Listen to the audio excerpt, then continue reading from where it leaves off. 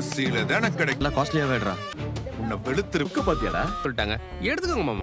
அண்ணனுக்கும் சோழனுக்கும் ட்ரெஸ் எடுக்க போறாங்க. அப்போ அவங்க அண்ணன் தம்பி எல்லாமே போறாங்க. ஸோ அப்போ பார்த்தீங்க அப்படின்னா நிலாவோட அண்ணன் ரொம்பவே இன்சல்ட் பண்றாரு.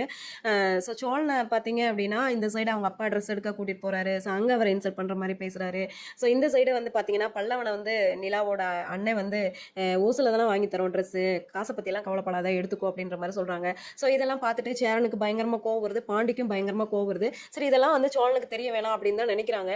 ஆனாலும் சோழனுக்கு வந்து புரியுது இவங்க ஏதோ வழியில இன்சல்ட் பண்றாங்க அப்படின்னு சொல்லிட்டு அதனாலதான் வந்து காஃபி குடிக்கிறப்ப வந்து காஃபி குடிக்கிறக்காக அந்த கடைக்கு வந்தீங்க, ஏன் அவ்வளோ பெரிய கடை வச்சிருக்கீங்க, அங்க எடுக்க மாட்டேன்றீங்க, அவ்வளோதானா அந்த கடையோட அங்க வந்து ட்ரெஸ்ஸஸ் எல்லாம் நல்லா இருக்காதனால தான் இங்க வந்து எடுக்கிறீங்களா, இந்த மாதிரி சில விஷயங்கள்லாம் பேசுறப்ப வந்து பாண்டிக்கு பல்லவனுக்கெல்லாம் கொஞ்சம் ஹாப்பியா இருக்கு. அப்பாடா இப்போதாடா எனக்கு நிம்மதியா இருக்கு, எப்படியோ வந்து அவங்க அப்பா வந்து பயங்கரமான கிரிமினல் அப்படின்னு சொல்லிட்டு நினைச்சு இந்த சைடு சந்தோஷப்படுறாங்க. ஸோ நிலாவுக்கு தெரிய வருமா இந்த விஷயம்லாம்? ஸோ ஃபங்க்ஷனில் ஏதாவது வந்து இதை விட அவமானப்படுத்தப்படுவாங்களா நம்ம ஐயனார் குடும்பத்தை? ஸோ அப்படின்றதெல்லாம் வெயிட் பண்ணி பார்க்கலாம். நெக்ஸ்ட் சூப்பரான வீடியோவில் நான் உங்களை பார்க்குறேன். பாய்.